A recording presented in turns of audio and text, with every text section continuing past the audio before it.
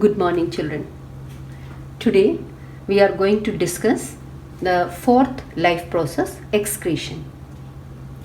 Due to the various biochemical reactions in a living body, many byproducts are also formed. Even though these byproducts are harmful to our body, their production can't be stopped by the body. So, there is a need of a system which eliminates these byproducts from time to time. This process is known as excretion. Excretion is the elimination or discard of excreta. Excreta means the body waste or the metabolic waste. Metabolic reactions means the chemical reactions which takes place in a living body. Which are the biochemical reactions in a living body and what are the byproducts? Let us discuss gaseous byproducts. Like in cellular respiration, glucose C6H12O6 combines with oxygen, produces carbon dioxide, water and energy, which is in the form of ATP. So, this biochemical reaction, carbon dioxide and water. Carbon dioxide and water are the excreta. The main product is energy.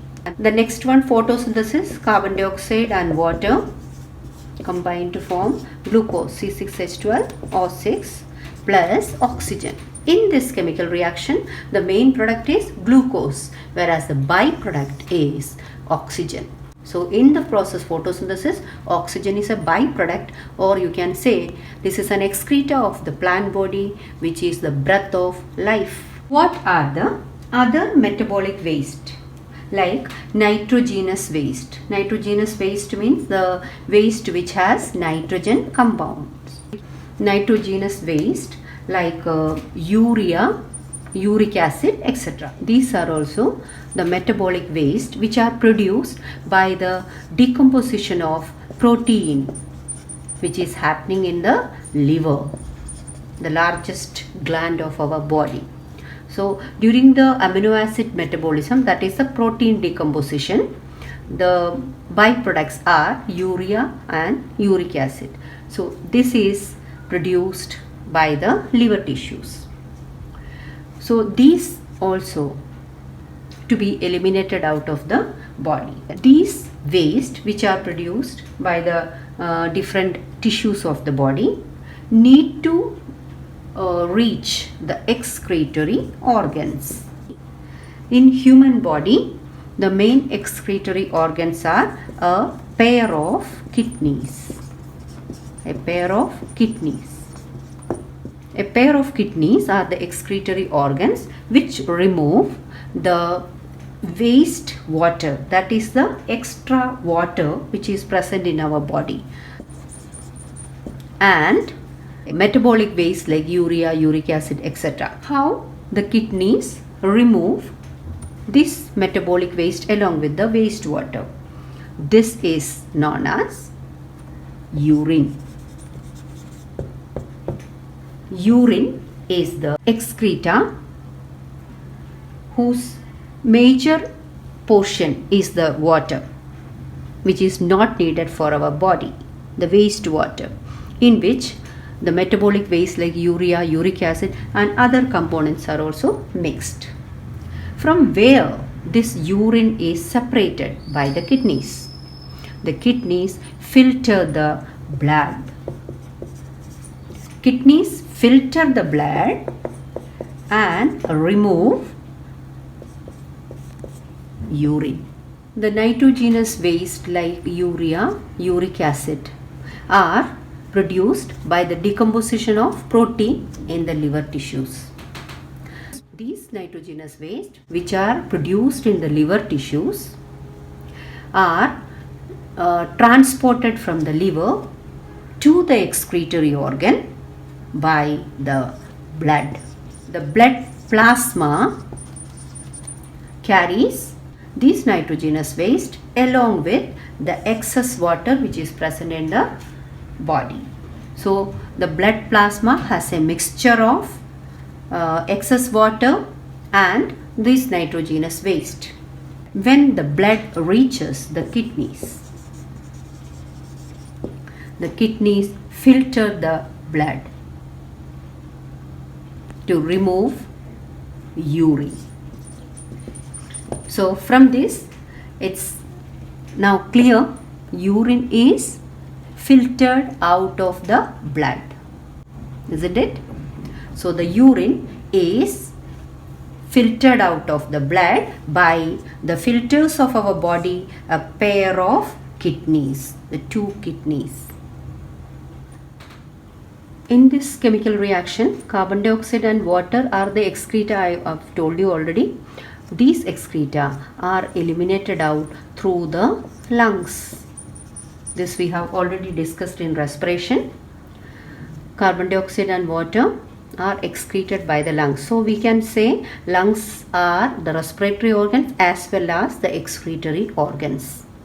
Like that, the liver, which is producing the urea and the uric acid, so that way liver also act as an excretory organs.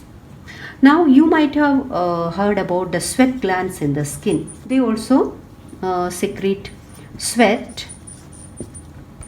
Of course, it has a minor role in excretion because the sweat has urea and other salts. The main function of the sweat is to keep the body cool, the temperature control. But it has a minor role in excretion also because the extra water is released out in the form of sweat. This is the reason you might have noticed during the winter time, the urination, the frequency of urination is more. During the summer, the extra water is released in the form of sweat also as well as urine. Now look at the kidneys, see the position. Two kidneys you can see in the hip region. So these kidney, I am showing the back side, the dorsal side of the body. This is the backbone. On either side of the backbone, in the hip region, you can see the kidneys. These kidneys are protected by the floating ribs. The floating ribs are the ribs, the last two pairs of ribs which are attached to the backbone, which is not extending to the breastbone. So these two kidneys are receiving the oxygenated blood. You can see the red color shown here. The oxygenated blood is supplied by the aortal branch. You can see this is the dorsal aorta, which is reaching this region and branching to two. Each branch which is arising from the dorsal aorta is known as renal arteries. The arteries which branch from the dorsal aorta to supply oxygenated blood to the kidneys, they are known as renal arteries. Renal, the word renal is related to kidneys. Renal is a word which is related to kidneys.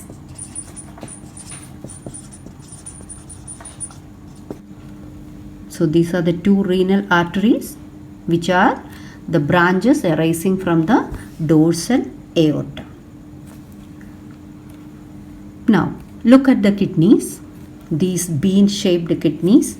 This region, the concave region, is known as the hilar region, the hilum, the hilar region.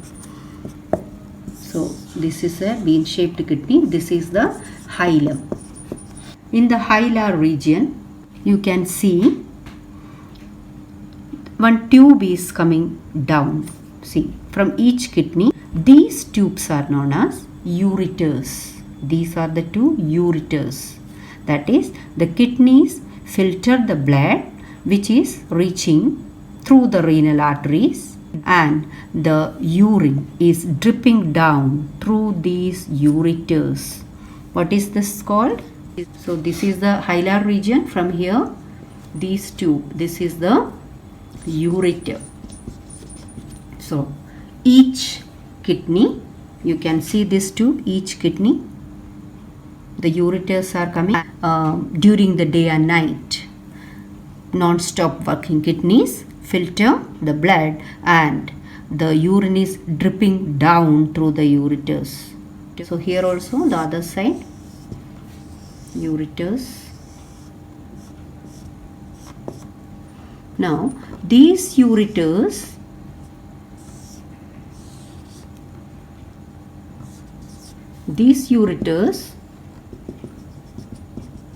deposit the urine in a bag-like structure, a muscular bag-like structure known as urinary bladder. Urinary bladder stores the urine temporarily. When the bladder is filled, you have an urge to pass urine. So it passes out through the body through an opening which is known as urethra. Once again I'll explain. From 2 kidneys, 2 ureters. From each kidney, 1 ureter. So the ureters are coming down.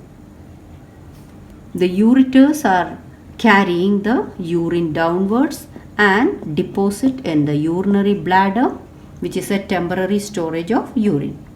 When the bladder is filled, the urine is eliminated out through an opening called urethra. Now we are going to learn the filtering units of the kidneys called nephrons. I have shown here the structure of one nephron. This kind of millions and millions of nephrons make one kidney. A nephron has 2 parts. You can see a capsule shaped part, a cup shaped part. This is known as Bowman's capsule. The cup shaped part of a nephron is known as Bowman's capsule. Bowman's capsule, you can see here, this tubular part of the nephron is known as tubule. These are all tubule. So a nephron has 2 parts, a cup-shaped part known as Bowman's capsule and a tubular part which is known as tubule, uriniferous tubule. You can say uriniferous tubule. This is the urine collecting duct. Once again, the cup-shaped part of a nephron is known as Bowman's capsule. The tubular part is the uriniferous tubule and this is the urine collecting duct. This is the diagram which is showing the parts of a nephron. Now look at the Bowman's capsule. Inside the Bowman's capsule, you can see a cluster of capillaries. Here is a cluster of capillaries. These capillaries are called glomerulus. Glomerulus. Glomerulus is the singular form. Plural is glomeruli. What is glomerulus? Glomerulus is the special capillary which is seen inside the Bowman's capsule of each nephron. What is the speciality of these capillaries? Capillaries are the places where arteries end and the venules originate. This capillary which is inside the Bowman's capsule of a nephron is different. This capillary, that is the glomerulus capillaries which is seen inside the Bowman's capsule, is made up of the branches of arterioles alone. Remember, this is not formed by the arterioles and the venules. This is formed by the branches of arterioles. Which arterioles? Renal arterioles. I have already told you the renal arteries are the branches of the dorsal aorta you have seen. So the renal arteries,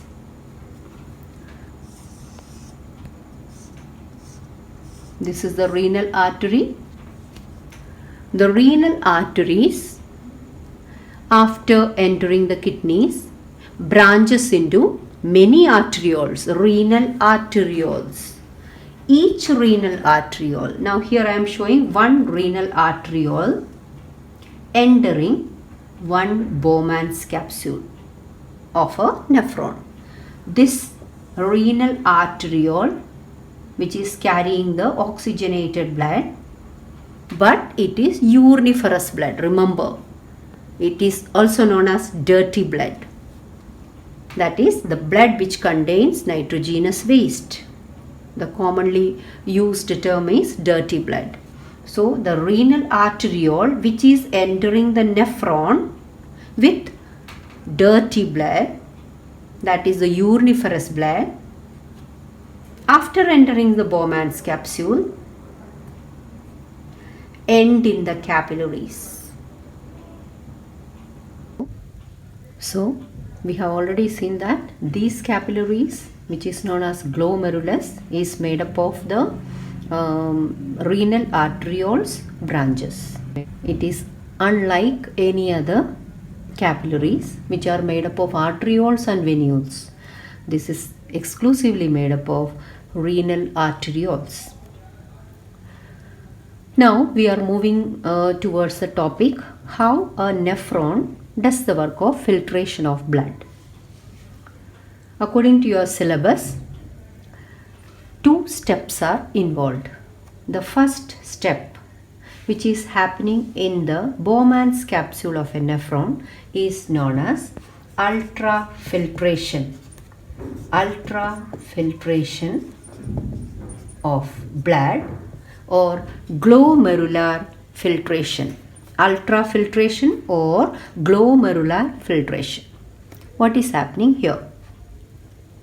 The renal arteriole which is entering the Bowman's capsule, we can name afferent arteriole, this one. This is the renal artery which is branching into many renal arterioles. So I am showing here one renal arteriole entering Bowman's capsule of one nephron. So this one, this renal arteriole, I am going to name afferent arteriole.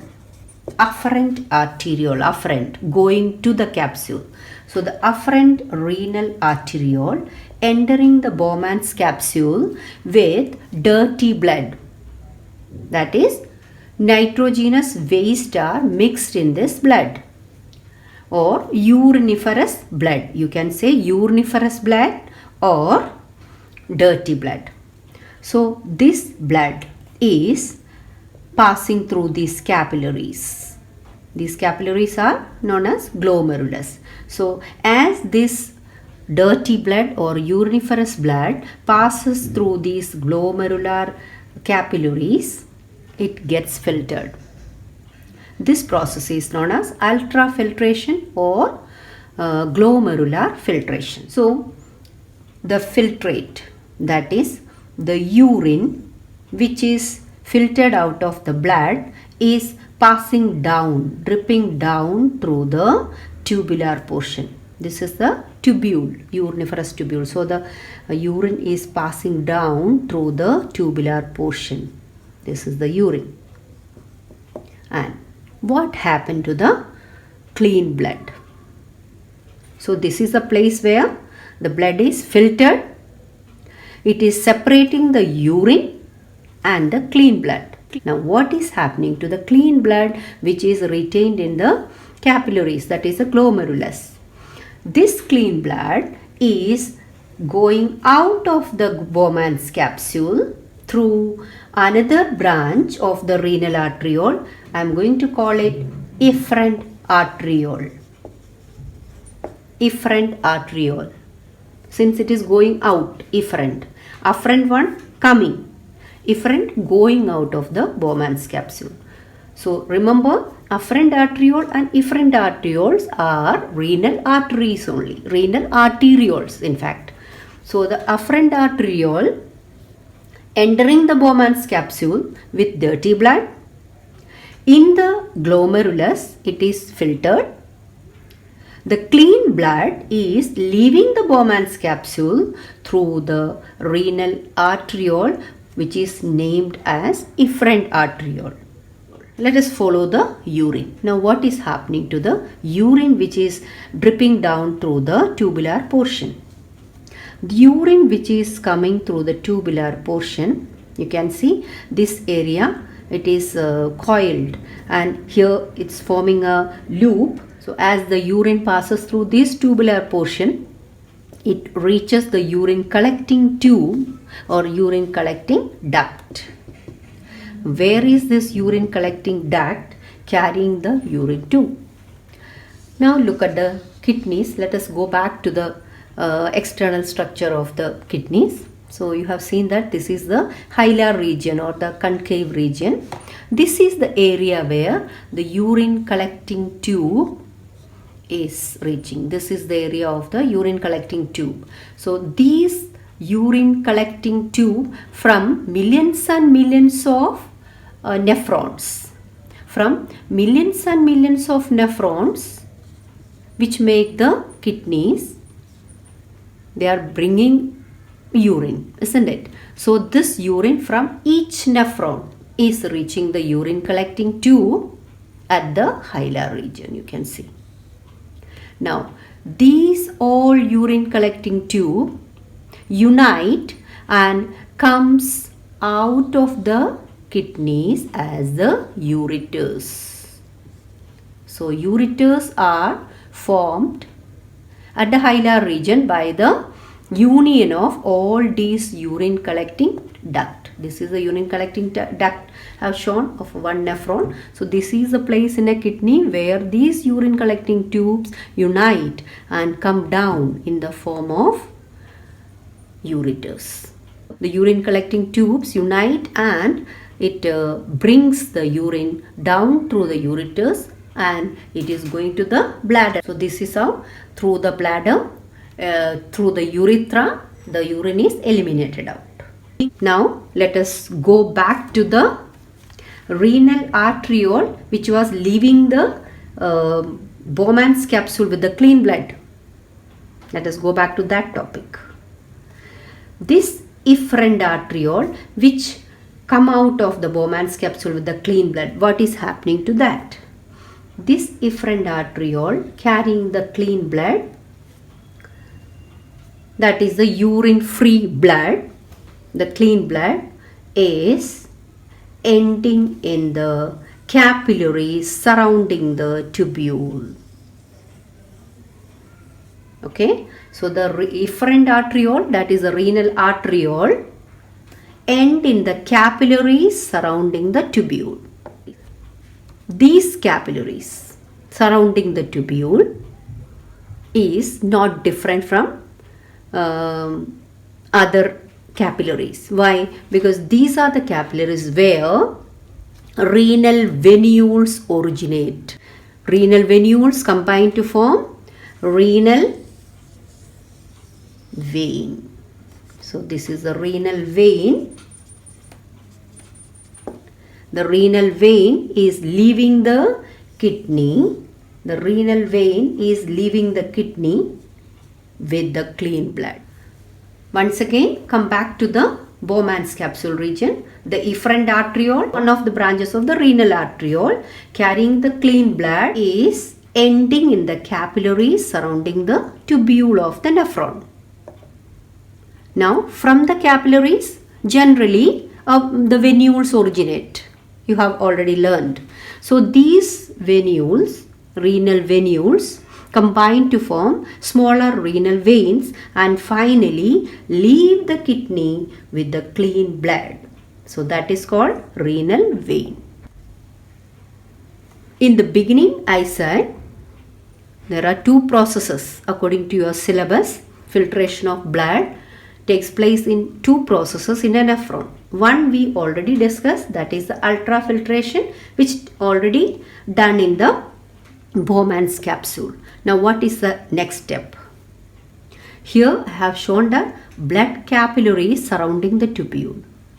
What is flowing through these blood capillaries? The clean blood. And what is flowing through these tubular portion, the uriniferous tubule of the nephron? This is the urine, isn't it? So this urine which is passing through this tubular portion also contains some useful materials for the body. That is, after ultrafiltration, large quantity of water is escaped out through the tubule, along with some useful materials like amino acids and glucose molecules. These useful materials for the body are also escaped after the ultrafiltration and reaching the tubule. So that is why these materials have to be taken back, reabsorbed. So what is happening? These useful materials like amino acids and the excess water which escaped after the ultrafiltration, these are reabsorbed by these capillaries surrounding the tubule. Reabsorption. This process is known as reabsorption of the nutrients from the tubule to the capillaries. Remember, this process is known as reabsorption. Absorption of nutrients and the extra water which escaped into the tubular portion after the glomerular filtration. So these materials should not be eliminated from the body, that is needed for the body. That is why in the tubular portion, these nutrients and the water again reabsorbed by the capillaries. So reabsorption is taking place from the tubule to the capillaries surrounding the tubule. From the tubule to the capillaries. Remember, from the tubule to the capillaries. What is reabsorbed? Amino acids and water and many other materials like glucose also. So after reabsorption, now the urine is ready for elimination. This urine is eliminated out through the urine collecting tube which reaches the hilar region of the kidney. And here all these urine collecting tube unite to form the ureters which carry the urine downwards to the bladder. Thus, the filtration of blood has two processes. One is ultrafiltration, the other is reabsorption.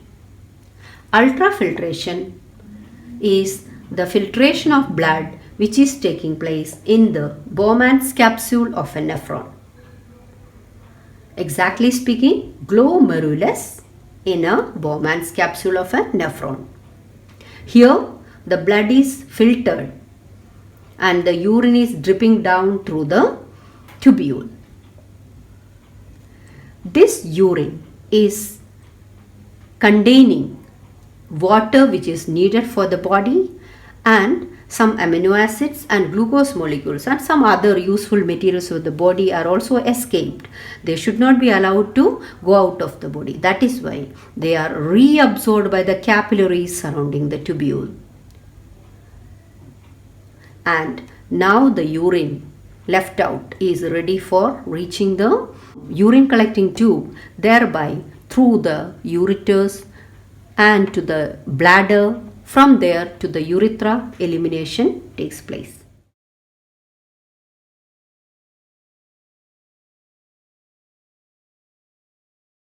If there is no reabsorption involved, that leads to a complicated situation. Because after the glomerular filtration or the ultrafiltration, normally in a healthy adult, the initial filtrate which is passing through the tubule contains near about 180 liters of filtrate daily. But we are not excreting that much urine daily, that you know. So the rest of the excess water which escapes after glomerular filtration along with the other nutrients and the useful substances are reabsorbed by the blood capillaries surrounding the tubule.